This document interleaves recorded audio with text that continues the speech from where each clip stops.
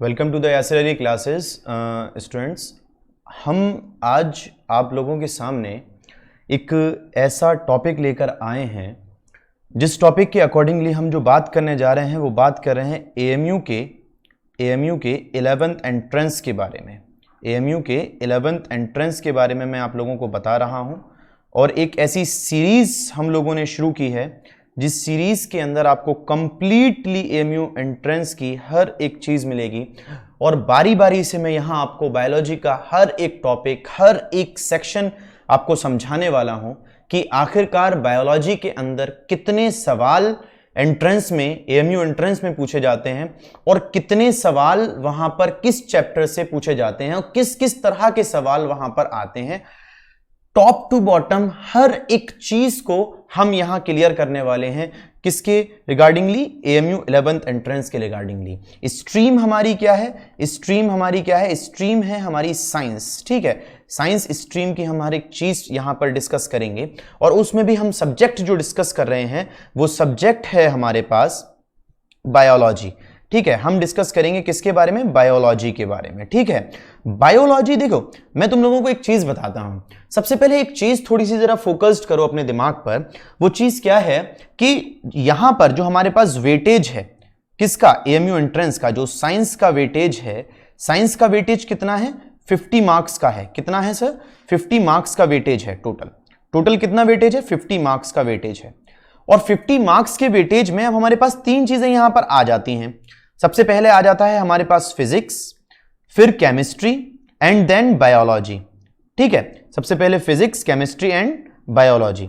अब यहां पर जो हमें डिस्कस करना है वो डिस्कस करना है कि सर बायोलॉजी के अंदर आप हमको ये चीज बताइए कि आखिरकार मिनिमम हर साल एंट्रेंस में कितने क्वेश्चन पूछे जाते हैं। ये चीज थोड़ी सी समझना हमारे लिए अभी सबसे ज्यादा जरूरी है।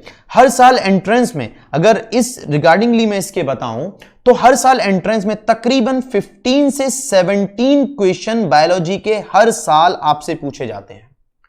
ये चीज ध्यान रखिएगा कि 15 से हमेशा हर साल 15 से 17 क्वेश्चन हर साल बायोलॉजी के आप लोगों से पूछे जाते हैं। और बायोलॉजी का जो टोटल सिलेबस है, अब थोड़ा सा फोकस सिलेबस के ऊपर भी मैं डाल देता हूं कि जो सिलेबस है वो सिलेबस क्या है? सिलेबस बताता है कि भाई जो क्लास 9th का सिलेबस, ठीक है, यानी क्लास 9th की जो बायोलॉजी है, ठीक है, क्लास 9th की बायोलॉजी और क्लास 10th की बायोलॉजी। ठीक है, क्लास 9th की बायोलॉजी और क्लास 10th की बायोलॉजी। ठीक है, इन दोनों का मिक्सचर यानी दोनों चीजें मिलाकर इससे सवाल पूछा जाता है। अब सवाल आपके सामने ये खड़ा होगा कि सर एक चीज जरा ये बताइए कि आखिरकार क्लास 9th से बायोलॉजी में कितने क्वेश्चंस आते हैं और क्लास 10th से बायोलॉजी के अंदर कितने क्वेश्चंस आते हैं। बात मेरी समझ में आ रही है कि क्लास 9 से कितने क्वेश्चन आ रहा है और क्लास 10 से कितने क्वेश्चन आ रहा है। देखो स्पेसिफिकली ये कोई नहीं आपको बता सकता है कि भाई इतना क्वेश्चन 9 से आता है या इतना क्वेश्चन 10 से आता है, क्योंकि यूनिवर्सिटी ने इस चीज को नहीं बताया है कि किस किस से कितना कितना क्वेश्चन आता है या कितना क्वेश्चन हम डिस्कस करते हैं। ठीक है, हमको जो फोकस करना है वो पिछली साल के पेपर को एनालाइज कर हम इस चीज को आपको बता सकते हैं कि अप्रोक्सीमेटली दोनों से बराबर आता है। ठीक है, 50% आपका 10th से और 50% आपका 9th से। ये चीज आप थोड़ी सी जरा अपने माइंड में बिठाइए। ठीक है, तो ये हमारे पास सिलेबस है। ठीक है, अब इस सिलेबस के अकॉर्डिंगली हमको हर एक चीज को डिस्कस करना है और समझना है कि आखिरकार किस तरीके से हमको, किस पैटर्न पर हमको पढ़ना है कि जिस पैटर्न के अकॉर्डिंगली हम बहुत आराम से, बहुत अच्छे तरीके से हम 11th एंट्रेंस को क्रैक कर जाएं। और मैं आपको एक चीज बता देता हूं, this is not the board examination. ये बोर्ड एग्जामिनेशन नहीं है कि भाई आपने किया और एकदम सारी चीजें हो गई। ये चीज आप अपने दिमाग में थोड़ा सा जरा बिठाकर रखिएगा और देखिएगा। ठीक है, 11th एंट्रेंस एग्जामिनेशन से मतलब नहीं है, कोई सा भी एग्जामिनेशन हो, वहां पर एक एक नंबर आपकी मेरिट को बढ़ाने में, आपके सिलेक्शन को कराने में और आपके सिलेक्शन को रोकने में, दोनों में फर्क डाल देता है। यह चीज थोड़ी सी आपको फोकस करनी है। तो हर एक चीज including mathematics, physics, chemistry, biology, Indo Islamic, सबको फोकस्ड रहकर और आराम से पढ़ना है। हर एक चीज को इतना सारा नहीं पढ़ना है, लेकिन स्मार्टली हर एक चीज को पढ़ना है ताकि एक एक चीज कवर भी हो जाए और हमारा टाइम भी ज्यादा कंज्यूमिंग ना रहे, क्योंकि अब टाइम बहुत कम बचा है, क्योंकि जो पेपर है वो 22 में होना है। ये चीज आप लोग समझ चुके हैं, यानी 22 नवंबर में ये पेपर हमारा एक्चुअली एएमयू यूनिवर्सिटी जो है वो इसको कंडक्ट कराएगी। यहां तक आप सारी बातें समझ रहे हैं कि आखिरकार मैं क्या बताना चाह रहा हूं। उसी के साथ हम क्लास 10th का सिलेबस सबसे पहले हम खत्म करेंगे, ठीक है। तो क्लास 10th में हमारे पास जो चैप्टर्स हैं, ठीक है, क्लास 10th के अंदर जो हमारे पास चैप्टर्स हैं, उन चैप्टर्स का अगर मैं नाम आपको बताऊं, ठीक है, तो उन चैप्टर्स के नाम देखिए। सबसे पहले हमारे पास जो चैप्टर है वो है लाइफ प्रोसेस, ठीक है। सबसे पहले जो चैप्टर है हमारे पास वो है लाइफ प्रोसेस, ठीक है। दूसरा चैप्टर है हमारे पास control and coordination, control and coordination, coordination, ठीक है भाई, ये चैप्टर है हमारे पास control and coordination. Third chapter है हमारे पास रिप्रोडक्शन, ठीक है, रिप्रोडक्शन हमारे पास यहां पर आ जाता है। फोर्थ चैप्टर हमारे पास आ जाता है हेरिडिटी, हेरिडिटी, ठीक है, हेरिडिटी एंड इवोल्यूशन। ये एक साथ दोनों यूनिट दी गई हैं, इन लोगों ने पूरा यूनिट दिया है, हेरिडिटी एंड इवोल्यूशन, ठीक है। उसके बाद जो हमारे पास आ जाता है वो अवर एनवायरनमेंट भी हम इसी के अंदर डिस्कस करते हैं, अवर एनवायरनमेंट भी हम इसी के अंदर डिस्कस करते हैं, अवर एनवायरनमेंट भी हम इसी के अंदर डिस्कस करते हैं, एनवायरनमेंट भी हम इसी के अंदर डिस्कस करते हैं, ठीक है, अवर एनवायरनमेंट भी हम इसी के अंदर डिस्कस करते हैं। तो इस चीज को थोड़ा सा समझना है, इस चीज को थोड़ा सा समझना है, ठीक है। 5 चैप्टर हैं। अब 5 चैप्टर अगर मेजरली मोटे मोटे तौर पर अगर मैं आपको समझाऊं तो पूरी क्लास 9th में और क्लास 10th में अप्रोक्सीमेटली 10 चैप्टर हैं पूरा बायोलॉजी के अंदर। और उन बायोलॉजी के चैप्टर्स के हिसाब से कि भाई हम अपन लाइफ प्रोसेस कितना पढ़ेंगे, कितना कंट्रोल एंड कोऑर्डिनेशन पढ़ेंगे, कितना रिप्रोडक्शन पढ़ेंगे, कितना हेरिडिटी एंड इवोल्यूशन पढ़ेंगे, ठीक है, और कितना हम अवर एनवायरनमेंट को डिस्कस करेंगे, वो सारी चीजें मैं आपको बताऊंगा। वेल फोकस्ड तरीके से आपको पढ़ना है और स्मार्टली मैं आपको एक जर्नी आपकी सब्जेक्ट के साथ कराऊंगा कि आपको समझ में आए कि आखिरकार बायोलॉजी क्या कहती है, कितना वेटेज है और किस तरीके से हम इसको पढ़ेंगे। तो यह चीज आपको थोड़ी सी यहां पर देखनी है। चलिए शुरू करते हैं एक नया चैप्टर जिसका नाम है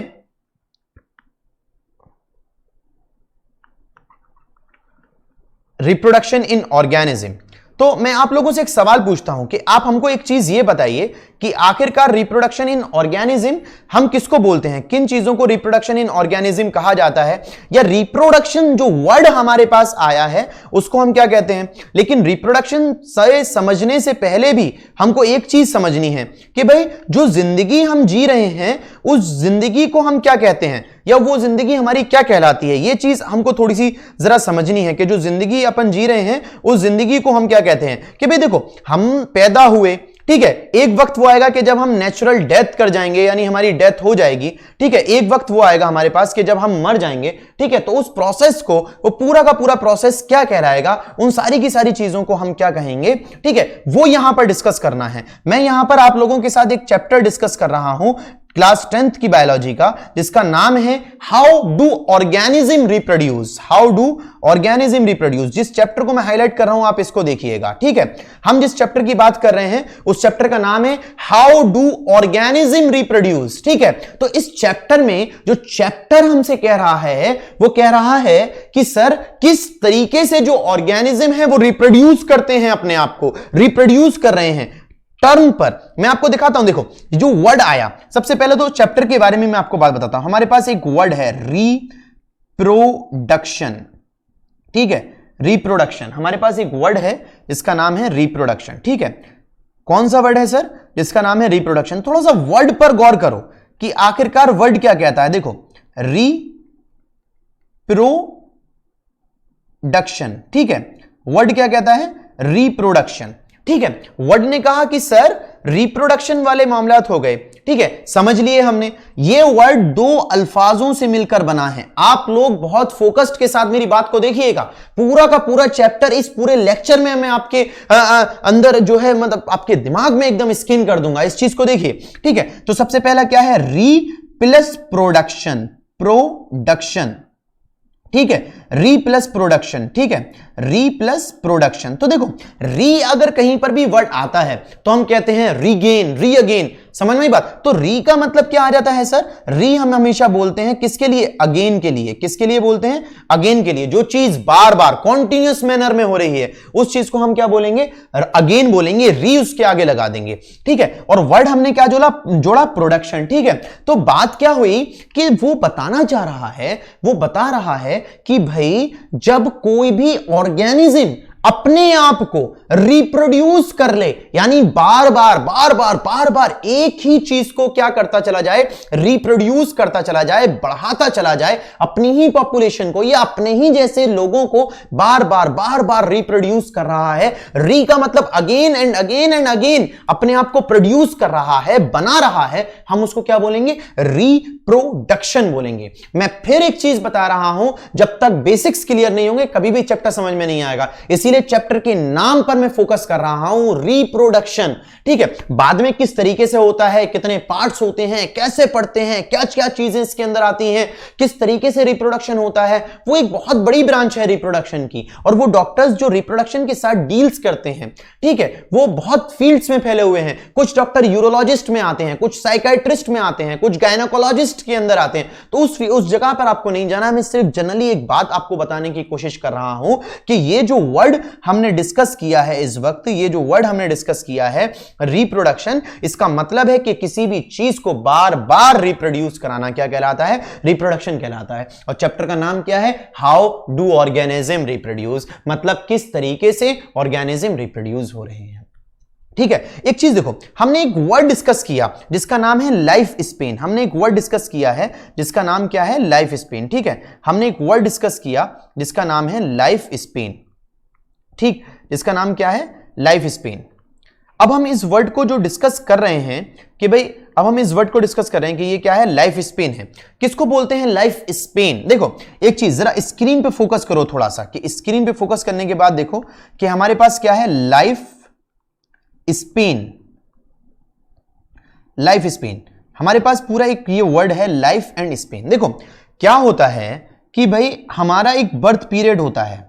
क्या होता है, एक बर्थ पीरियड होता है, बर्थ पीरियड, एक बर्थ पीरियड होता है, मतलब एक वो डेट होती है जिस डेट में हमारा जन्म हुआ है, हमारी पैदाइश हुई है, मतलब कभी ना कभी तो हमारी पैदाइश होनी है। ठीक है, तो जब से हम पैदा हुए, जिस वक्त हम पैदा हुए और हमारी नेचुरल डेथ तक, कब तक, नेचुरल डेथ तक, जब से हम पैदा हुए और पैदा होने से कब तक, नेचुरल डेथ तक, उस पीरियड को हम क्या बोलते हैं, नेचुरल डेथ तक, उस पीरियड को हम क्या बोलते हैं, लाइफ प्रोसेस बोलते हैं, सॉरी लाइफ स्पेन बोलते हैं। क्या बोलते हैं, लाइफ स्पेन बोलते हैं। उस प्रोसेस को अपन क्या बोलते हैं, लाइफ स्पेन बोलते हैं। ये चीज आप थोड़ी सी जरा अपने माइंड में रखिएगा कि हम उसको क्या बोलते हैं। देखो मैं भी शुरुआत है इसीलिए एक एक वर्ड को मैं तुमको समझा रहा हूं, लेकिन अब थोड़ा सा समझना, ठीक है, कि बर्थ से लेके डेथ तक का जो पीरियड है उसको हम क्या बोलेंगे, लाइफ स्पेन बोलेंगे। क्या बोलेंगे सर, लाइफ स्पेन बोलेंगे, लाइफ स्पेन बोलेंगे, कि जिंदगी से मौत तक का।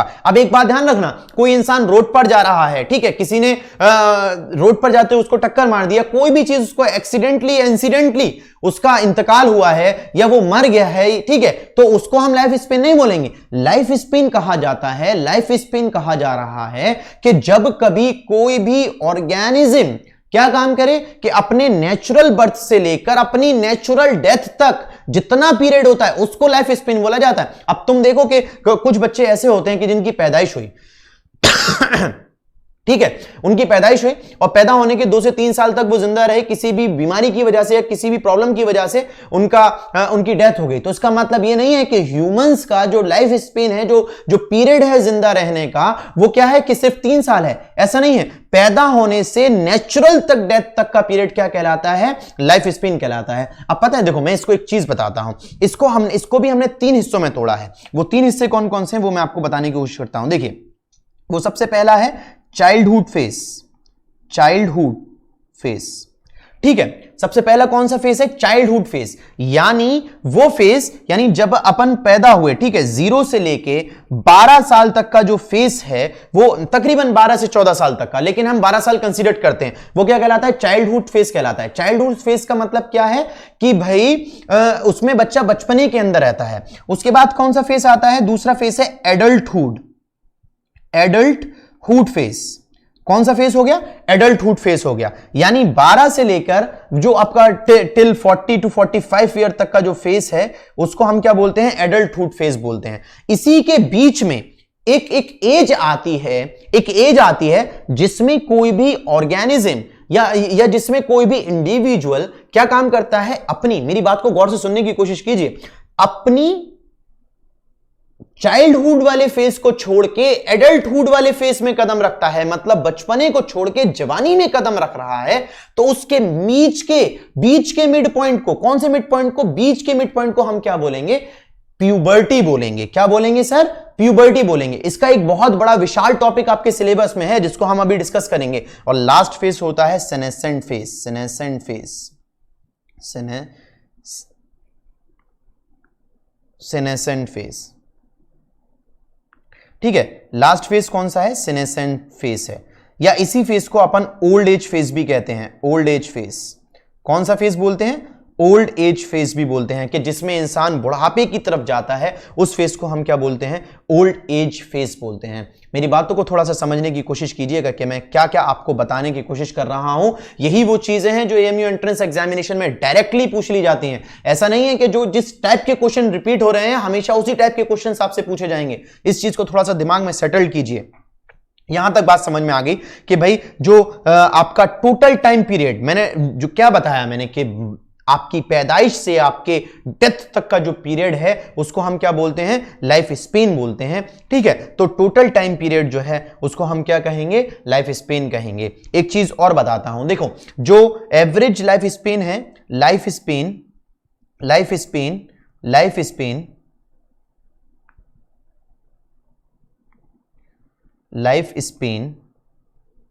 does not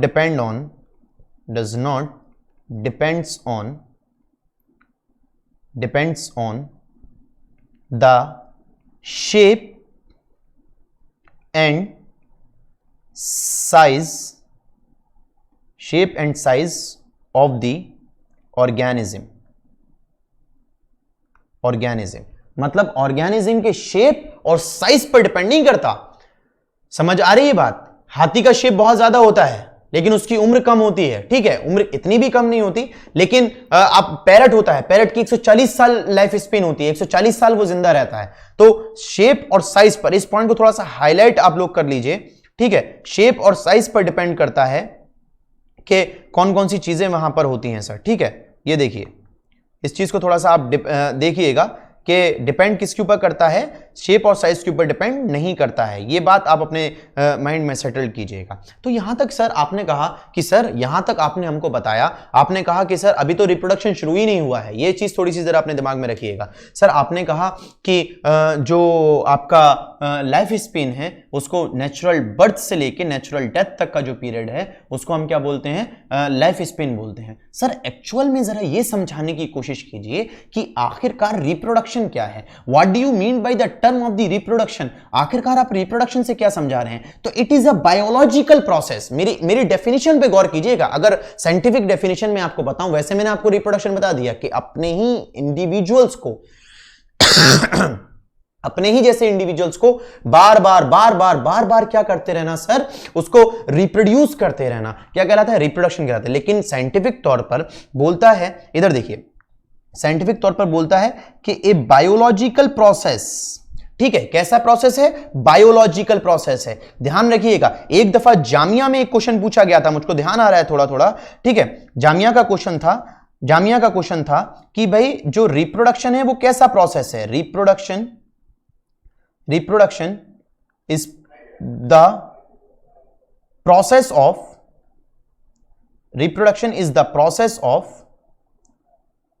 of कैसा प्रोसेस है? ठीक है, बायोलॉजिकल प्रोसेस है, ठीक है। ऑप्शन थोड़े ऊपर नीचे हो जाएंगे। केमिकल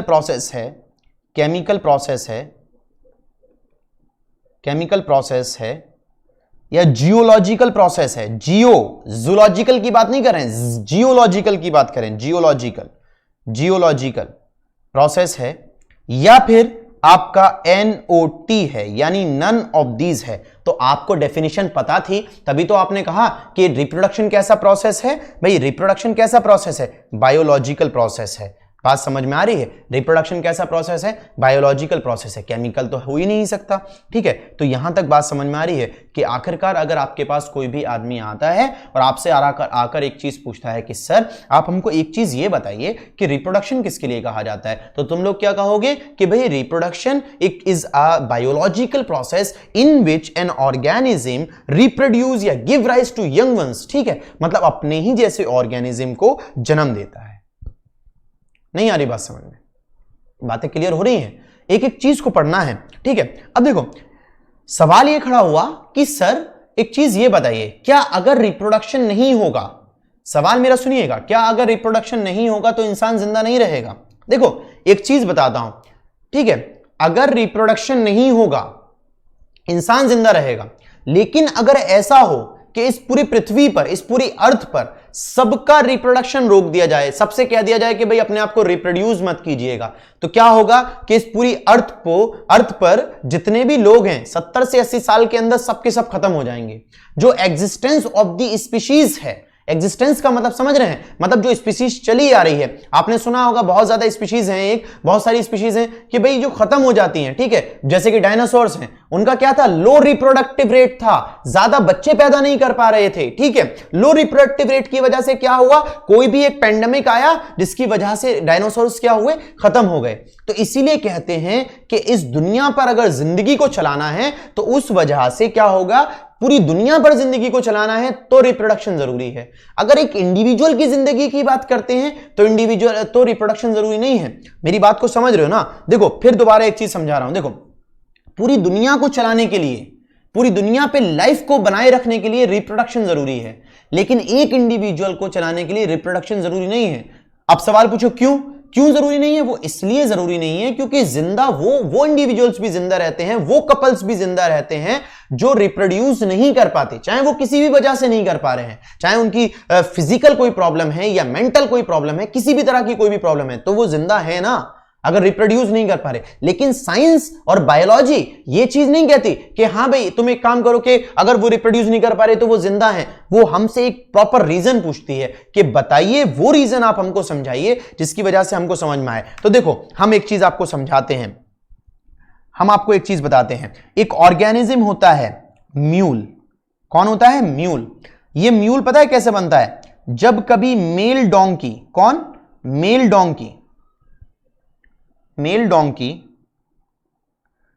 डोंकी सेक्सुअली एक्टिव होता है किसके साथ? फीमेल डोंकी के साथ, फीमेल हॉर्स के साथ। तो क्या क्रिएट होता है? म्यूल और हिनी,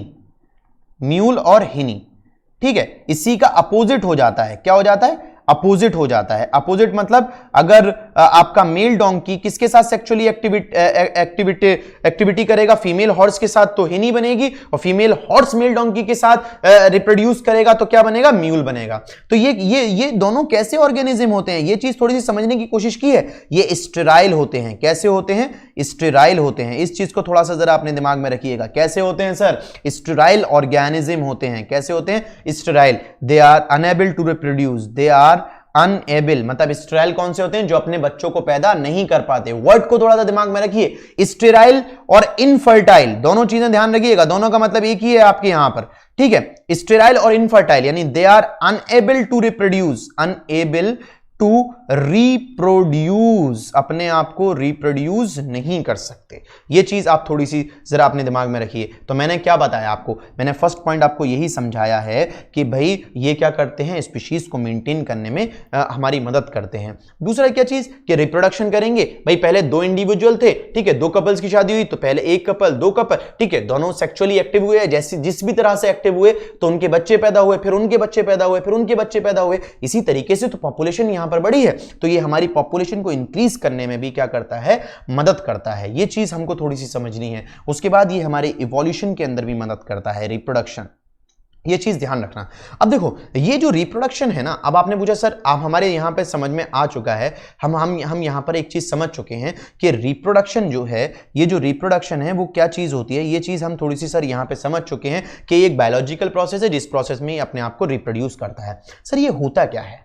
ये बताइए, या मैंने आपको बता दिया कितने तरह का होता है। तो एक होता है ये एसेक्सुअल रिप्रोडक्शन और दूसरा होता है सेक्सुअल रिप्रोडक्शन। बात बिल्कुल क्लियरिफाई हो रही है। तो एसेक्सुअल रिप्रोडक्शन और दूसरा क्या है, सेक्सुअल रिप्रोडक्शन। तो देखो हम सबसे पहले एक चीज आपको बता देते हैं। देखो हम थोड़ा सा यहां लिखने जा रहे हैं सेक्सुअल रिप्रोडक्शन, एसेक्सुअल रिप्रोडक्शन के बारे में इस जगह पर, ठीक है। एसेक्सुअल रिप्रोडक्शन के बारे में हम इस जगह पर लिखने जा रहे हैं। आप यहां पर देखिएगा, एसेक्सुअल रिप्रोडक्शन के बारे में हम यहां लिखने जा रहे हैं। देखिए एसेक्सुअल रिप्रोडक्शन के बारे में हम बहुत छोटी सी बात आपको यहां पे बताएंगे, क्योंकि एसेक्सुअल रिप्रोडक्शन हम एक साथ पूरे टॉपिक में डिस्कस करेंगे।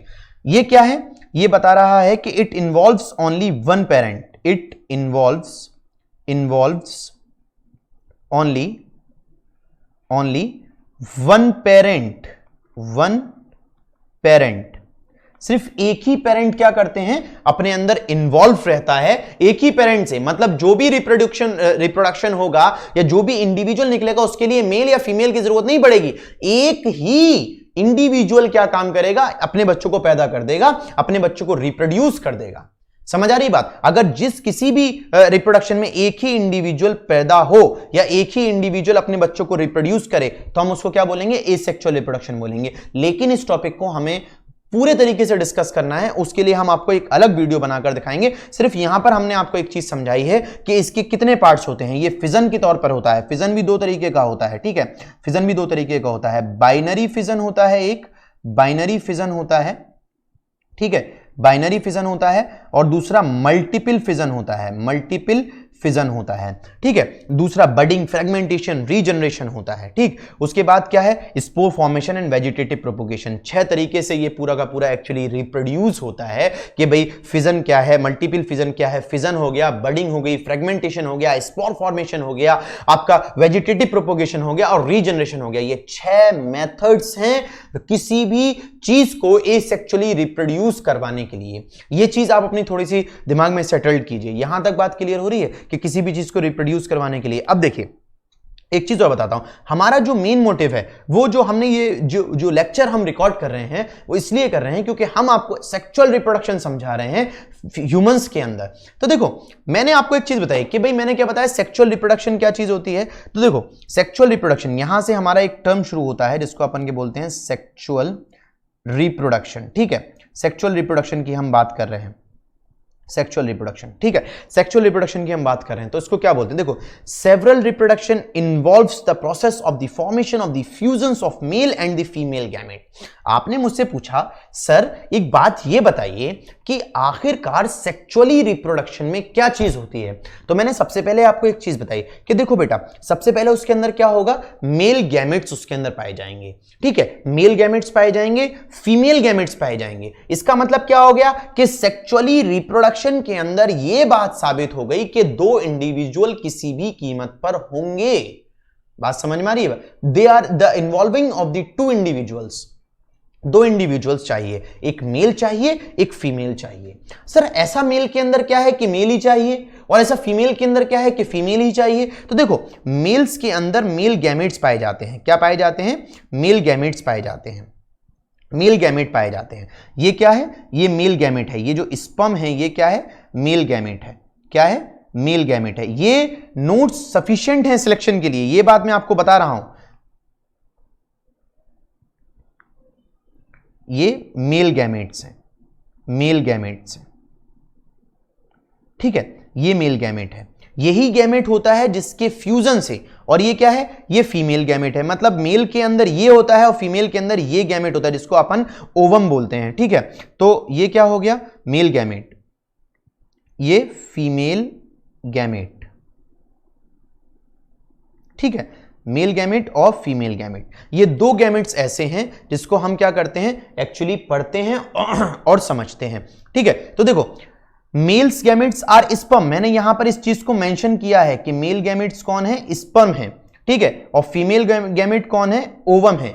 इस ओवम को हम ओवा भी बोलते हैं, ठीक है। इस ओवम को हम एग भी बोलते हैं और इस ओवम को हम ऊटिड भी बोलते हैं। इस चीज को थोड़ा दिमाग में रखिएगा। अगर वो वहां पर ओवा इस्तेमाल करता है या एग इस्तेमाल करता है या ऊटिड इस्तेमाल करता है तो आपको वो सारी चीजें दिमाग में रखनी है। आपने मुझसे पूछा सर एक बात ये बताइए कि हमने मेल गैमेट्स पढ़ा, आपने हमको बताया कि भाई 2 इंडिविजुअल इन्वॉल्व रहते हैं। देखो मैं तुम्हें बेस से लेके टॉप टू बॉटम लेकर जाना चाहता हूं, ये देख लीजिएगा, ठीक है।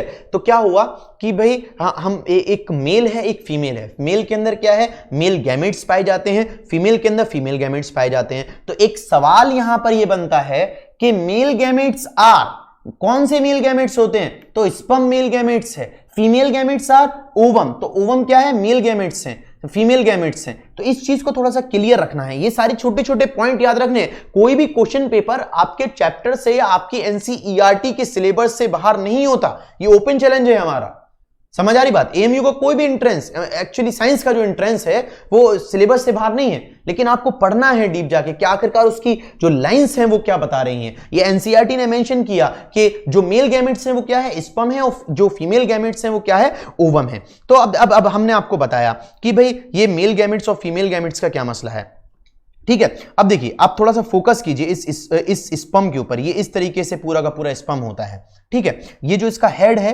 दैट इज कॉल्ड एक्रोसोम, इस हेड को हम क्या बोलते हैं, एक्रोसोम बोलते हैं, ठीक है। क्या बोलते हैं इस हेड को, हम एक्रोसोम बोलते हैं। और एक्रोसोम ये क्या काम करता है कि यही वो हेड है जो जब उस किसके अंदर घुसता है, वो मैंने इसको यहां पे हाईलाइट किया है एक दूसरे कलर से, आप लोग देखिएगा, ठीक है। जब किसके अंदर जाता है, आपका ओवम के अंदर जाता है, तब यही मदद करता है। इसके मेजरली 3 पार्ट्स होते हैं। सबसे पहला मेन पार्ट जो है वो आपका सबसे पहला जो मेन पार्ट है वो आपका हेड है, ठीक है। दूसरा पार्ट आपका मिडिल पीस है और तीसरा पार्ट आपका टेल है। अब यहां पे ये पूरा का पूरा फ्लैजिलम है, इसको फ्लैजिलम बोला जाता है, और कुछ जगहों पर यहां पर इन लोगों ने इसको टेल भी बोला है। क्या बोला है, टेल बोला है। माइटोकॉन्ड्रिया बीच में पाया जाता है यहां पर। तो आपको लेबलिंग करने के लिए कभी भी एएमयू एंट्रेंस नहीं देता है कि भाई आप इस चीज की लेबलिंग कीजिए, वो मैंने सारी चीजें आपको सिर्फ दिखाने के लिए एक्चुअली आपको बताई है कि किस तरीके से पूरा का पूरा हिसाब किताब यहां पर होता है, ठीक है। उसी तरीके से ये ओवम है कि भाई इसकी ऊपर की जो लेयर है that is called corona radiata, उसके अंदर क्या पाया जाता है, साइटोप्लाज्म पाया जाता है। साइटोप्लाज्म के अंदर न्यूक्लियस होता है और न्यूक्लियस के अंदर ज़ोना पेल्यूसिडा होती है। इसके सेवरल काइंड्स होते हैं जो आपको हायर स्टडीज के अंदर पढ़ने, लेकिन अभी यहां पर नहीं पढ़ने, तो हम इसको यहां पर बता रहे हैं। अभी हमारा सिर्फ एक जनरल काम क्या करना है, हमको सिर्फ जनरली एक बात ये समझनी है कि ये जो आप हमारा टाइम पीरियड है इसको हम समझ रहे हैं, ठीक है भाई, कि किस तरीके से पूरा का पूरा होता है। अब देखो, अब एक चीज मैं तुमको समझाने की कोशिश करता हूं कि भाई हमारे पास एक ऑर्गेनिज्म है। ये छोटी छोटी चीजें हैं जो बहुत ज्यादा जरूरी है हमारे जानने के लिए, ठीक है। एक ऑर्गेनिज्म है हमारे पास, ठीक है। एक ऑर्गेनिज्म, 2 तरीके से हम उस ऑर्गेनिज्म को देख सकते हैं, ठीक है। 2 तरीके से हम उस ऑर्गेनिज्म को देख सकते हैं। तो देखो ये ऑर्गेनिज्म क्या हो सकता है, क्या हो सकता है सर, कि या तो ये यूनिसेक्सुअल हो सकता है, यूनिसेक्सुअल हो सकता है, या फिर ये बाइसेक्सुअल हो सकता है, बाइसेक्सुअल हो सकता है। अब आपने पूछा सर एक चीज बताइए कि ये यूनिसेक्सुअल बाइसेक्सुअल मेरे समझ में नहीं आ रहा। यूनिसेक्सुअल का मतलब है कि जब कभी किसी एक इंडिविजुअल के अंदर क्या हो, मेल रिप्रोडक्टिव पार्ट अलग हो और फीमेल रिप्रोडक्टिव पार्ट अलग हो, ठीक है। मेल रिप्रोडक्टिव पार्ट क्या है, male external genitalia which is called as the penis, ठीक है। और फीमेल रिप्रोडक्टिव पार्ट क्या है, female external genitalia which is called as the vagina. समझ में आ रही बात। अगर एक इंडिविजुअल के अंदर, सिर्फ एक के अंदर क्या हो, आपका मेल एक्सटर्नल जेनिटलिया हो और एक दूसरे इंडिविजुअल के अंदर फीमेल एक्सटर्नल जेनिटलिया हो, मतलब एक के अंदर ही दोनों ऑर्गन्स ना पाए जाएं, तो उसको हम क्या बोलेंगे, यूनिसेक्सुअल बोलेंगे। क्या बोलेंगे, यूनिसेक्सुअल बोलेंगे, ठीक है। जिसमें मेल और फीमेल एक ऑर्गेनिज्म के अंदर सिर्फ एक ही पाया जाए, या तो male organism male sexual organ पाया जाए या फिर फीमेल सेक्सुअल ऑर्गन पाया जाए, तो उसको हम क्या बोलेंगे, यूनिसेक्सुअल ऑर्गेनिज्म बोलेंगे। जिसको हम क्या बोलेंगे, सिर्फ जिसके अंदर एक ही ऑर्गेनिज्म पाया जा रहा है। यहां तक बात समझ में आ रही है आप लोगों के, ठीक है। उसके बाद अगर हम बात करते हैं किसके बारे में, बाइसेक्सुअल के बारे में, तो देखो जहां कहीं पर भी बाई आ जाए तो बाई का मतलब हमेशा 2 होता है। बाई का मतलब क्या होता है, 2 होता है, यानी 2 होता है, ये चीज ध्यान रखना, ठीक है। क्या होता है, 2 होता है।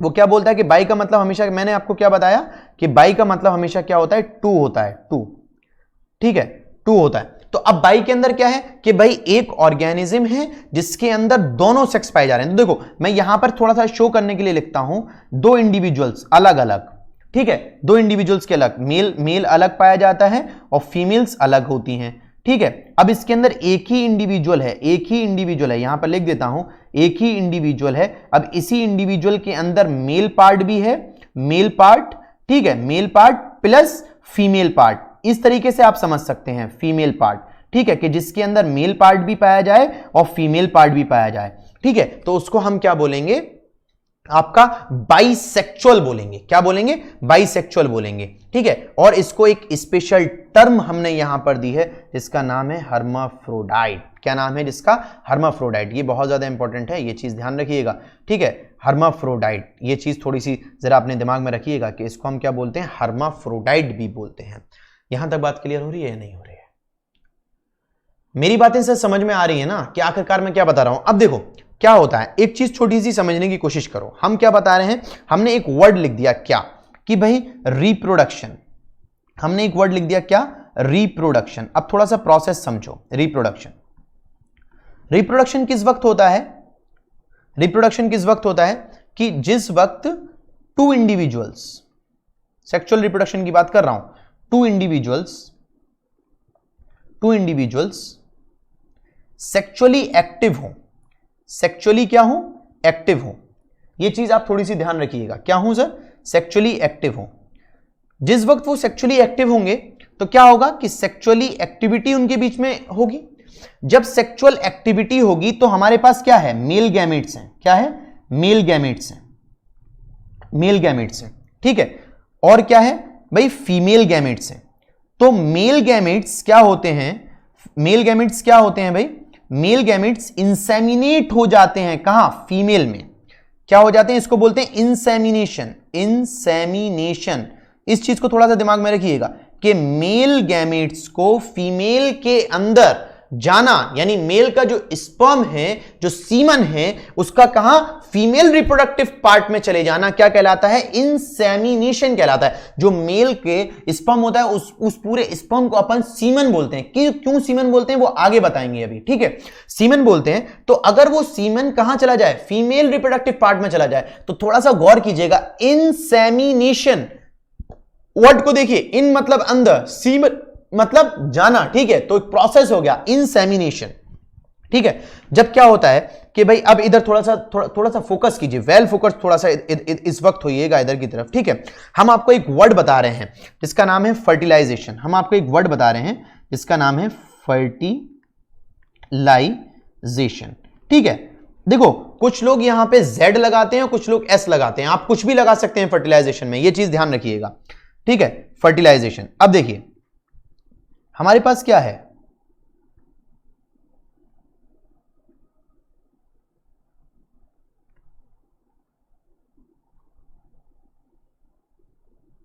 ये स्पर्म है, ठीक है। हमारे पास क्या है, ये स्पर्म है, ऐसा ही तो होता है ना सर, स्पर्म, ठीक है। ये स्पर्म है और ये क्या है, हमारे पास ओवम है,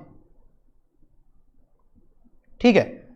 ये क्या है, हमारे पास ओवम है, ये हमारे पास ओवम है, ठीक है। जब ये स्पर्म क्या काम करेगा, ये पहली स्टेज है, हमने आपको बता दिया कि दिस इज कॉल्ड ओवम, हम इसको क्या बोलेंगे, ओवम, और इसको हम क्या बोलेंगे, स्पर्म, ठीक है। ये ओवम, ये स्पर्म है एंड ये ओवम है, ठीक है। अब ये स्पर्म जब इस ओवम के अंदर क्या करेगा, जाएगा, यानी अपने आप को क्या करेगा, अंदर भेजेगा, तो इस प्रोसेस को अपन क्या बोलेंगे, फर्टिलाइजेशन बोलेंगे। जब इसके जरिए मिलेगा, हम इसको, इस प्रोसेस को क्या बोलेंगे, फर्टिलाइजेशन बोलेंगे, कि fusion of the male gametes. What is sperm, sperm male gametes है, अभी बताया था, भूल मत जाना इस चीज के लिए, क्वेश्चन है एक, कि मेल गैमेट्स क्या हैं, स्पर्म होते हैं, ठीक है, मेल गैमेट्स। और ओवम क्या है, फीमेल गैमेट है, फीमेल गैमेट है, ठीक है। ओवम क्या है, फीमेल गैमेट है। तो ये चीज आप अपनी थोड़ी सी देखिएगा सर, कि क्या होगा कि स्पर्म क्या है, मेल गैमेट्स, और ओवम क्या है, फीमेल गैमेट। जब आपस में एक दूसरे के साथ क्या करेंगे, फ्यूज करेंगे, फ्यूजन करेंगे, the union, the fusion of the male and the female gametes are called as the fertilisation. बात समझ रहे हो, इतना सिंप्लीफाइड करके मैंने तुमको समझा दिया कि जब कभी कुछ नहीं कहना। आपने पूछा सर मेल गैमेट क्या होते हैं, भाई सेक्सुअली रिप्रोडक्शन करने के लिए मेल और फीमेल क्यों जरूरी है? आपने कहा कि सर क्योंकि मेल के अंदर स्पर्म पाया जाता है, फीमेल के अंदर ओवम पाया जाता है। जब स्पर्म और ओवम आपस में एक दूसरे के साथ मिलते हैं, फ्यूज करते हैं, या union of the sperm and the ovum होता है, तो उसको उसी से क्या बनता है सर? एक फर्टिलाइजेशन, एक प्रोसेस होता है, ठीक है। और पता है क्या होता है कि जब ये स्पर्म और ओवम दोनों बन जाते हैं, मिल जाते हैं, तो हम इसको क्या बोलते हैं, ठीक है। जब ये स्पर्म और ओवम दोनों मिल जाते हैं तो ये बना देते हैं जाइगोट। क्या बनाते हैं? जाइगोट। और ये जाइगोट कैसा होता है? डाइप्लॉइड होता है। कैसा होता है? डाइप्लॉइड। ये जाइगोट कैसा होता है सर? डाइप्लॉइड होता है। इस चीज को आप थोड़ा सा जरा ध्यान रखिएगा। यहां तक बात समझ में आ रही है? कैसा होता है? डाइप्लॉइड होता है। अब देखिए दोबारा से हम फिर अपने उसी जगह पर आ जाते हैं। हम कहां आ रहे हैं? हम बात कर रहे थे यहां इस जगह पे, ठीक है। तो क्या होता है कि यहां पर फर्टिलाइजेशन पर, ठीक है।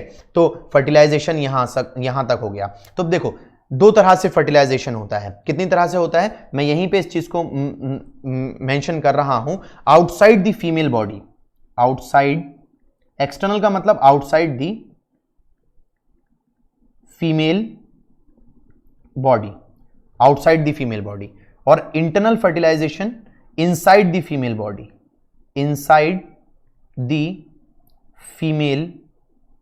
फीमेल बॉडी, ठीक है। इस चीज को थोड़ा सा दिमाग में रखिएगा, कोई इतनी ज्यादा बहुत बड़ी चीज नहीं है। एक्सटर्नल यानी बाहर और इनसाइड, इंटरनल यानी अंदर। तो फर्टिलाइजेशन अगर फीमेल बॉडी के अंदर हो तो वो एक्सटर्नल फर्टिलाइजेशन कहलाती है, और अगर अंदर हो तो इंटरनल फर्टिलाइजेशन कहलाती है। किस किस के अंदर होता है? फिशेस के अंदर होता है, एम्फीबियंस के अंदर होता है, फ्रॉक्स के अंदर होता है। ये चीज थोड़ी सी जरा आप अपने दिमाग में बिठा के रखिएगा। एग्जाम्पल ज्यादा जरूरी है। अगर मान लीजिए कि क्वेश्चन उन्होंने खड़ा कर दिया कि भाई बताइए फ्रॉक के अंदर कैसा फर्टिलाइजेशन होता है, या इनमें से किसके अंदर एक्सटर्नल फर्टिलाइजेशन होता है, तो तुमको याद होना चाहिए ना भाई ये सारी चीजें, ठीक है। तो ये सारी की सारी चीजें जो होती हैं वो एक्चुअली सारी की सारी चीजें अपन बता देते हैं। यहां तक बात क्लियर हो रही है? अब देखो एक चीज और तुमको समझाता हूं। बहुत जल्दी जल्दी इन सारी चीजों को हमने कवर किया है, ठीक है, क्योंकि यहां पर हर एक चीज हमको समझनी है। अब हम जो बात करने जा रहे हैं आगे, वो किसकी बात करने जा रहे हैं? देखो, when the development of the embryo, कुछ नहीं है, एक वर्ड है वीवीपेरस। वीवी होता है ये, वीवीपेरस, वीवीपेरस एक वर्ड है, वीवीपेरस, ठीक है, एक वर्ड है वीवीपेरस। वीवीपेरस क्या है कि जब कोई भी ऑर्गेनिज्म अपने बच्चों को अंडों की शक्ल में ना निकाले। कैसे निकाले? डायरेक्टली यंग वन की शक्ल में निकाले। जैसे कि ह्यूमंस के बच्चे पैदा होते हैं, किसी भी अंडे की फॉर्म में नहीं आते, फीमेल बॉडी से डायरेक्टली बाहर निकाले जाते हैं, ठीक है। तो अगर वो निकाले तो हम उसको क्या बोलेंगे? वीवीपेरस बोलेंगे। वो कौन कौन करता है? ह्यूमंस करते हैं, काउ करती है, गॉट करती है, बस, ठीक है। उसके बाद क्या आ जाता है? ओवीपेरस। ओवी से ध्यान रखना, मैंने क्या बताया? अभी मैंने बताया था ना कि आपका ओवम को अपन क्या बोलते हैं कि एग भी बोला जाता है, ठीक है, आपका ओवा भी बोला जाता है, ऊटिड भी बोला जाता है, और ओवम भी बोला जाता है। ये सारी चीजें बोली जाती हैं। तो मैं वही चीज आपको बताने की कोशिश कर रहा हूं। तो ओवी से ध्यान रखना, ओवी यानी अंडे देने वाले, दिस इज एग लेइंग, बस ये बात ध्यान रखना। यहां से यहां तक इन पॉइंट्स को थोड़ा सा ध्यान रखिएगा कि ये कैसे होते हैं? एग लेइंग जानवर होते हैं, मतलब जो अपने बच्चों को किस शक्ल में पैदा करते हैं? अंडे की शक्ल में पैदा करते हैं। उसको हम क्या बोलते हैं? ओवीपेरस बोलते हैं, ठीक है। यहां तक ध्यान रखना। आप कौन कौन करता है? एप्स होती हैं, ठीक है, आपका रेप्टाइल्स होते हैं, रेप्टाइल्स होते हैं, ठीक है, और बाकी और भी जानवर करते हैं। यहां तक बात बिल्कुल मैं समझता हूं कि आप लोगों की क्लियर हो गई होगी। अब एक वर्ड आपको बताता हूं जिसका नाम है गेमेटोजीनेसिस। मैंने क्या बताया कि स्पर्म को और ओवम को, स्पर्म को क्या बोला जाता है? मेल गैमेट्स, ओवम को क्या बोला जाता है? Female gametes. इन दोनों गैमेट्स का बनना, सिर्फ गैमेट्स का बनना, ध्यान रखिएगा थोड़ा सा बात को, क्या बताना चाह रहा हूं कि सिर्फ गैमेट्स का बनना क्या कहलाता है? फॉर्मेशन ऑफ द गैमेट्स कहलाता है। क्या कहलाता है? फॉर्मेशन ऑफ द गैमेट्स कहलाता है। फॉर्मेशन ऑफ द गैमेट्स क्या कहलाता है? कि भाई गैमेट्स का बनना, ठीक है, फॉर्मेशन ऑफ द गैमेट्स। अब देखो थोड़ा सा वर्ड को तोड़ता हूं, इस जगह पे देखना, दो वर्ड से ये मिलकर बना है, ठीक है, दो वर्ड से मिलकर बना है। सबसे पहला है गैमेट, ठीक है, और दूसरा है जीनेसिस। तो भाई जीनेसिस जहां पर भी वर्ड आ जाए समझ जाना फॉर्मेशन की बात हो रही है। समझ में ही बात? तुमको समझने की जरूरत ही नहीं है, ठीक है, लेकर बैठकर हिलने की जरूरत नहीं है इन सारी चीजों को, सिर्फ जनरली वर्ड पर फोकस करना है। वो कह रहा है गेमेटोजीनेसिस। वो क्या कर रहा है कि दो वर्डों को साथ में जोड़ रहा है, गैमेट और जीनेसिस। तो मैंने क्या बताया, गैमेट तो गैमेट है कि भाई जो मेल सेक्स सेल्स हैं और जो फीमेल सेक्स सेल्स हैं, ठीक है। और जो जीनेसिस है उसका मतलब मैंने तुमको फॉर्मेशन बता दिया, तो तुम फौरन समझ जाओ कि हाँ भाई हमको तो बताया था कि भाई गैमेट्स क्या होता है, जीनेसिस, गैमेट्स का मतलब गैमेट्स होता है जो मेल सेक्स और फीमेल सेक्स है, और जीनेसिस का मतलब उसका बनना। तो गैमेट्स का बनना क्या कहलाता है, गैमेटोजीनेसिस कहलाता है। वो क्या कर रहा है, गैमेट को और जीनेसिस को, मतलब फॉर्मेशन को, दोनों को साथ में जोड़ रहा है। तो गैमेटोजीनेसिस किसको बोलते हैं कि गैमेट्स का बनना, सिर्फ गैमेट्स का बनना क्या कहलाता है, गैमेटोजीनेसिस कहलाता है। अब गैमेटोजीनेसिस भी भाई गैमेट्स कितने तरह के आपने पढ़े हैं, दो तरह के गैमेट्स पढ़े हैं, या तो मेल गैमेट्स पढ़े हैं या फीमेल गैमेट्स पढ़े हैं। तो मेल गैमेट्स क्या है ये समझना भी तो थोड़ा सा जरूरी है। ये फीमेल मेल गैमेट्स क्या है, तो मेल गैमेट्स क्या, स्पर्म। तो मैंने क्या बताया कि स्पर्म तुमको पता है कि स्पर्म है, ठीक है, और जीनेसिस मैंने तुम्हें फॉर्मेशन बता दिया। तो स्पर्म का बनना क्या कहलाता है, स्पर्मेटोजीनेसिस। क्या कहलाता है, स्पर्मेटोजीनेसिस। और दूसरा है oogenesis। समझ में आई बात, oogenesis, ऊ यानी ओवम, समझ में आई बात, ऊ यानी ओवम, और जीनेसिस का मतलब हमने तुमको बताया कि जीनेसिस हम किसको बोलते हैं, फॉर्मेशन को बोल देते हैं। किसको बोल देते हैं, फॉर्मेशन को बोल देते हैं। बात बिल्कुल क्लेरिफाई हो रही है, किसको बोलते हैं, फॉर्मेशन को बोलते हैं। समझ में आ रहा है बात कि नहीं आ रहा, कि आखिरकार मैं क्या समझाना चाह रहा हूं तुम लोगों को। तो गैमेटोजीनेसिस और oogenesis। तो गैमेटोजीनेसिस क्या कि भाई जनरली हम आपको एक चीज समझा दें कि भाई जो आपका गैमेट्स का बनना, ठीक है, गैमेटोजीनेसिस, और स्पर्म का बनना स्पर्मेटोजीनेसिस, ओवम का बनना oogenesis, खत्म हो जाती है बात। अब देखो, जब मैंने लेक्चर चालू किया था, ठीक है, पढ़ाना चालू किया था, तब मैंने आपको एक चीज बताई थी कि भाई जब कभी भी कोई भी इंसान चाइल्डहुड से यानी जब बचपने से जवानी में कदम रखता है, तो एक एज होती है, उस बीच की एज को हम क्या बोलते हैं, प्यूबर्टी बोलते हैं। क्या बोलते हैं, प्यूबर्टी बोलते हैं। इस एज को हम क्या बोलते हैं, प्यूबर्टी बोलते हैं। इस पे फोकस कीजिएगा, इस एज को हम क्या बोलते हैं, प्यूबर्टी बोलते हैं। तो पता है जनरली कुछ नहीं करना, सिर्फ एक चीज देखनी है। ये पता है वो उम्र होती है जिस उम्र के अंदर क्या होता है कि हम किसी भी चीज को क्या काम करते हैं कि भाई जो चाइल्डहुड है, देखो ये फेस है कि भाई यहां पर बच्चे का क्या था, बचपना था, चाइल्डहुड था, ठीक है, चाइल्डहुड था। और चाइल्डहुड से वो किधर चला गया, चाइल्डहुड से वो किधर चला गया, ठीक है, चाइल्डहुड से वो किधर चला गया भाई, एडल्टहुड फेस में गया, यानी जवानी की तरफ गया, वो एडल्टहुड फेस में गया, एडल्टहुड फेस के अंदर चला गया, ठीक है, एडल्टहुड फेस के अंदर चला गया। तो बचपने से जवानी के अंदर जब वो जाता है तो उसको एक एज का सामना करना पड़ता है, जिस एज को अपन क्या बोलते हैं, प्यूबर्टी बोलते हैं। क्या बोलते हैं, प्यूबर्टी बोलते हैं। अबे जाहिर सी बात है कि मेल हो या फीमेल्स दोनों बचपने से गुजरते हैं, ठीक है। तो मेल्स के अंदर देखो दो चीजें होती हैं, ये क्वेश्चन पूछा जाता है, ये बात ध्यान रखना, ये क्वेश्चन पूछा जाता है एमयू एंट्रेंस के अंदर कि भाई प्यूबर्टी कब आती है। तो हमने यहां मेंशन किया है आपके सामने कि भाई यहां पर क्या होता है कि ये एक ऐसी उम्र है जिसके अंदर क्या होता है, सेक्स हार्मोन्स, क्या होता है, जिसके अंदर सेक्स हार्मोन्स बनना चालू हो जाते हैं, ठीक है, सेक्स हार्मोन्स बनना चालू हो जाते हैं। अब सवाल ये खड़ा हुआ कि सर ये सेक्स हार्मोन्स क्या चीज होती है, ठीक है। तो मैं आपको एक चीज बता देता हूं कि सेक्स हार्मोन्स क्या चीज होती है। ये एक ऐसे हार्मोन्स होते हैं जो किसी भी मेल को या किसी भी फीमेल को सेक्सुअली एक्टिव करते हैं, या सेक्सुअल फीलिंग्स उसके अंदर उनके अंदर लेकर आते हैं, उसको हम क्या बोलते हैं, सेक्स हार्मोन्स बोलते हैं। कौन से होते हैं ये भी बताएंगे, क्योंकि ये क्वेश्चन है आपका, यहां तक बात समझिए, ठीक है। तो अगर जनरली मैं तुमको एक बात बताऊं कि भाई प्यूबर्टी क्या है, कि भाई इसमें क्या होता है कि कोई भी बच्चा सेक्सुअली एक्टिव हो जाता है, यानी रिप्रोडक्शन करने के काबिल हो जाता है। तो इसीलिए हमने नीचे यहां पर मेंशन बहुत अच्छे तरीके से यहां पर कर दिया है कि भाई क्या होता है कि वो they are able to reproduce, अपने आप को रिप्रोड्यूस करने के काबिल हो जाता है। मेल्स के अंदर ये उम्र किसी भी बच्चे के अंदर 14 साल में आती है, और फीमेल्स के अंदर क्या होता है, ये उम्र आपकी 10 से 12 साल के अंदर आ जाती है। ये चीज ध्यान रखिएगा, ठीक है, 14 साल में आती है और 10 से 12 साल के अंदर ये सारी की सारी चीजें आती हैं। तो बात समझ में आ रही है कि आखिरकार मैं आप लोगों को क्या बताना चाह रहा हूं। तो मैं आपसे जो कह रहा हूं वो प्यूबर्टी है कि भाई ये एक ऐसी एज है जिस एज में कोई भी इंडिविजुअल आपका बढ़ जाता है, काबिल हो जाता है, किसके लिए, रिप्रोडक्शन के, able to the reproduce, sexual hormones के उसके अंदर फीलिंग्स, सेक्सुअली एक्टिव हो जाता है, सेक्सुअल फीलिंग्स का जनरेशन उसके अंदर होता है वहां से। अच्छा, आपने पूछा कि सर जरा एक चीज हमको ये बताइए, देखो थोड़ा सुनना, जरा मेरी बात को सुनना, क्या जो बच्चे बचपने से जवानी में कदम रख रहे होते हैं वो सिर्फ सेक्सुअली ही एक्टिव होते हैं या कोई और भी चेंजेस आते हैं, और भी चेंजेस आते हैं, चेंजेस क्या आते हैं कि उनकी जो टेस्टिस होती हैं वो स्पर्म को बनाना चालू कर देती हैं उनकी जो टेस्टिस होती हैं वो स्पर्म को बनाना चालू कर देती हैं, ठीक है, ओवम को, और फीमेल्स के अंदर ओवम बनाना चालू कर देती हैं, ठीक है। उसके बाद जो टेस्टिस होती हैं वो मेल सेक्स हार्मोन जिसको टेस्टोस्टेरोन बोला जाता है वो बनाना चालू कर देती हैं। फीमेल्स के अंदर प्रोजेस्टेरोन और एस्ट्रोजन, जो अब मैं यहां लिख देता हूं मेल सेक्स हार्मोन्स, यहां पर लिख देता हूं मेल सेक्स हार्मोन्स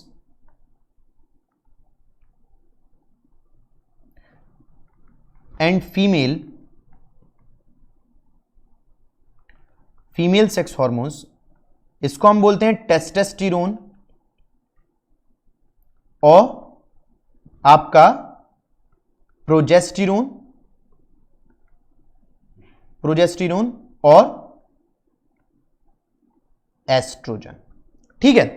हम ये चीज यहां पर बोलते हैं, तो ये मेल सेक्स हार्मोन्स होता है और ये फीमेल सेक्स हार्मोन्स होते हैं, तो ये काम करना यहां पे शुरू कर देती हैं।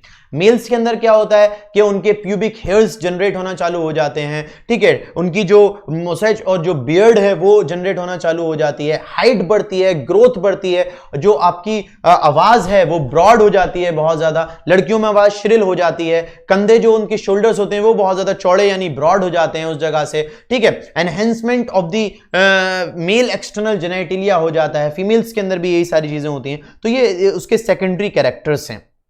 तो यहां तक जो था वो मैं जनरल ओवरव्यू तुमको दे रहा था कि रिप्रोडक्शन तक किस तरीके से पहुंचा जाएगा। आपने एक मेन सवाल मेरे सामने खड़ा करो, सवाल क्या करो कि सर एक बात ये बताइए कि मेल के अंदर ऐसी कौन सी चीजें हैं जिसकी वजह से वो रिप्रोड्यूस कर पाता है और फीमेल के अंदर ऐसी कौन सी चीजें हैं जिसकी वजह से वो रिप्रोड्यूस कर पाती है। तो उन दोनों चीजों को समझने से पहले हमको एक टॉपिक समझना है जिसका नाम है मेल रिप्रोडक्टिव सिस्टम, जो आपका मेन सिलेबस है। सबसे पहले देखो मेल रिप्रोडक्टिव सिस्टम के अंदर कौन कौन सी चीजें होती हैं। हम शुरू करते हैं कहां से, टेस्टिस से, ठीक है, हम शुरू करते हैं टेस्टिस से। सबसे पहला जो मेन पार्ट होता है दैट इज कॉल्ड टेस्टिस, इसको हम प्राइमरी सेक्स ऑर्गन बोलते हैं। क्या बोलते हैं? प्राइमरी सेक्स ऑर्गन बोलते हैं, प्राइमरी सेक्स ऑर्गन्स बोलते हैं, सेक्स ऑर्गन्स बोलते हैं, ठीक है, प्राइमरी सेक्स ऑर्गन बोलते हैं। इस चीज को थोड़ा सा दिमाग में रखिएगा, कौन सा सेक्स ऑर्गन बोलते हैं?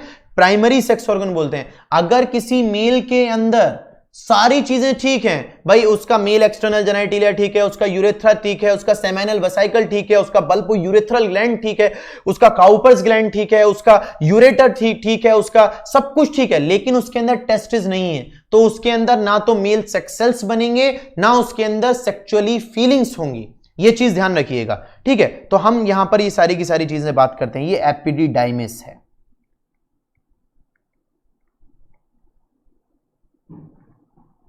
ठीक है, ये इसके पार्ट्स हैं कि भाई सबसे पहले टेस्टिस है। तो देखो टेस्टिस मैं आपको दिखाता हूं, ये पूरा का पूरा टेस्टिस है, ठीक है। ये टेस्टिस एक पाउच के अंदर होता है, जिस पाउच को हम क्या बोलते हैं? स्क्रोटम बोलते हैं। इस पाउच को हम क्या बोलते हैं? स्क्रोटम बोलते हैं। देखो इस स्क्रोटम का क्या काम होता है, देखो ये टेस्टिस पता है एक ग्लैंड है। टेस्टिस क्या है? एक ग्लैंड है। वो कौन सा ग्लैंड है? वो एंडोक्राइन ग्लैंड है। मेरी बात को थोड़ा सा समझने की कोशिश करना, बहुत जरूरी और बहुत इंटरेस्टिंग बात तुम लोगों को बता रहा हूं, ठीक है। टेस्टिस क्या है? एक एंडोक्राइन ग्लैंड है। एंडोक्राइन ग्लैंड का मतलब मैं आपको समझाता हूं। देखिए एंडोक्राइन ग्लैंड का मतलब क्या है? आपका pituitary gland, thyroid gland, parathyroid gland, जितने भी ग्लैंड्स हैं ना आपके सब बॉडी के अंदर हैं, सारे के सारे ग्लैंड बॉडी के अंदर हैं, लेकिन जो टेस्टिस है वो बॉडी से बाहर है। और टेस्टिस क्या? एंडोक्राइन ग्लैंड है। सबसे पहले ये क्या है? They are found in pair. ये कैसा पाया जाता है? पेयर में पाया जाता है। कैसी पाई जाती है? पेयर में पाई जाती है, यानी दो टेस्टिस एक साथ पाई जाती हैं, एक पैकेट में होती हैं। देखिए इधर इस तरीके से,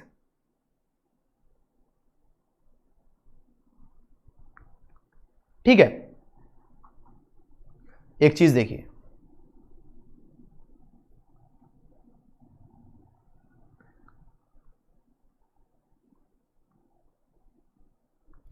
एक टेस्टिस एक पैकेट में होती हैं, यहां से ये अलग होती हैं, ठीक है। इसको अपन बोलते हैं स्क्रोटम। क्या बोलते हैं? स्क्रोटम।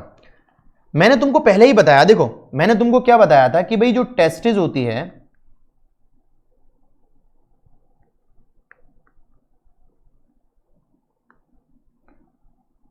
जो टेस्टिस होती है, ठीक है, वो क्या होती है कि भाई एक ग्लैंड होती है, ठीक है। और इसका मेन काम क्या है? देखो सबसे पहले तो तुमको मेन काम ही समझना है कि आखिरकार टेस्टिस का मेन फंक्शन है क्या।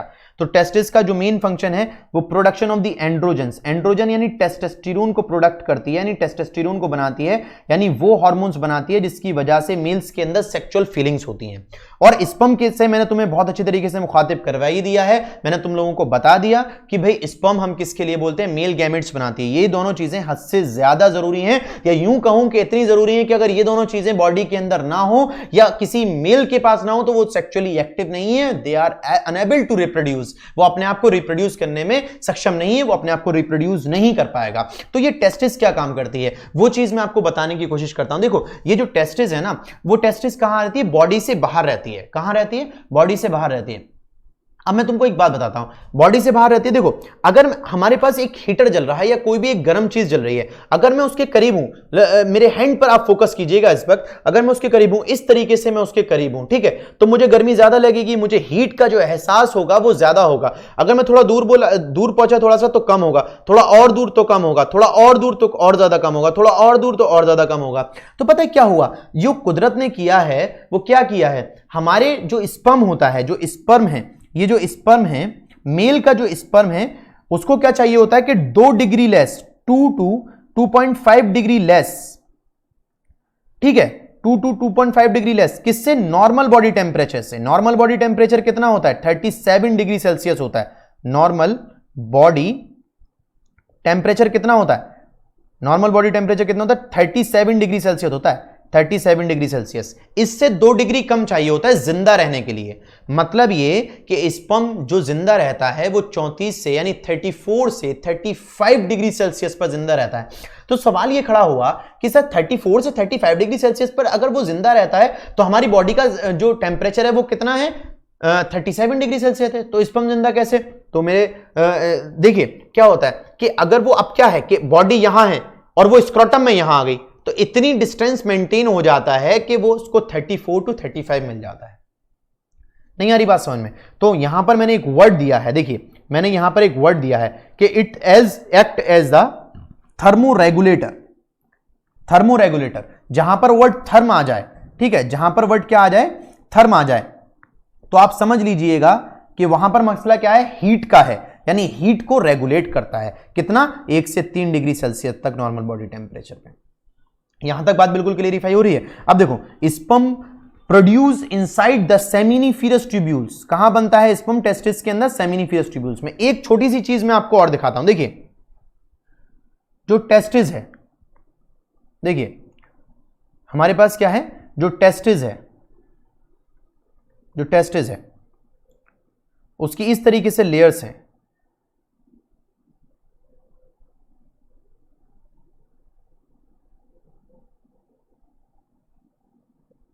उसकी इस तरीके से लेयर्स हैं, यूं,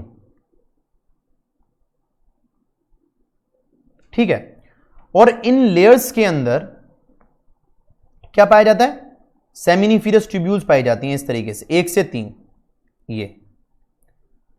ये सेमिनिफेरस ट्यूब्यूल्स क्या पाई जाती हैं, सेमिनिफेरस ट्यूब्यूल्स पाई जाती हैं इसके अंदर। क्या पाया जाता है, सेमिनिफेरस ट्यूब्यूल्स। तो स्पर्म की जो बनने की जगह है वो यही सेमिनिफेरस ट्यूब्यूल्स के अंदर है, यहां पर स्पर्म बनता है। टेस्ट, मैंने आपसे पूछूं कि मैंने जनरली आपसे सवाल किया कि हाँ भाई बेटा स्पर्म किसके अंदर होता है, मैंने कहा, आपने कहा सर मेल बॉडी के अंदर होता है। मैंने पूछा मेल बॉडी के अंदर कहां, कि टेस्टिस के अंदर। फिर मैंने सवाल कर दिया कि टेस्टिस के अंदर कहां, तो तुम कंफ्यूज हो जाओगे ना। तो उसको दिमाग में रखना इस चीज से कि स्पर्म जो बनता है वो सेमिनिफेरस ट्यूब्यूल के अंदर ही बनता है। नहीं आ रही बात समझ में, तो इसीलिए लिखवाया है sperm produce inside the seminiferous tubules. यहां तक बात क्लियर हो रही है। अब देखो एक चीज देखो, मैंने क्या बताया कि स्पर्म कहां बन रहा है, टेस्टिस के अंदर बन रहा है। इसको थोड़ा सा मैं जूम करता हूं और आपको दिखाने की कोशिश करता हूं। देखिए स्पर्म कहां बन रहा है, टेस्टिस के अंदर बन रहा है सर, ठीक है। स्पर्म कहां बन रहा है, टेस्टिस के अंदर बन रहा है, ठीक है। अब स्पर्म टेस्टिस के अंदर बन रहा है, तो टेस्टिस के अंदर ऊपर यहां पे स्पर्म, ये जो पार्ट है, ये वाला जो पार्ट है, ये वाला जो पार्ट है, ठीक है, मैं आपको इसको थोड़ा ब्लैक कलर से दिखाऊंगा, ठीक है। ये वाला जो पार्ट है, ये वाला जो पार्ट है ये, ठीक है, इसको हम क्या बोलेंगे, एपिडिडाइमिस बोलेंगे। क्या बोलेंगे, एपिडिडाइमिस।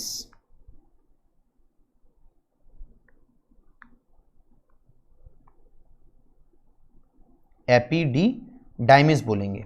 मतलब क्या होता है कि स्पर्म बन गया टेम्पररी।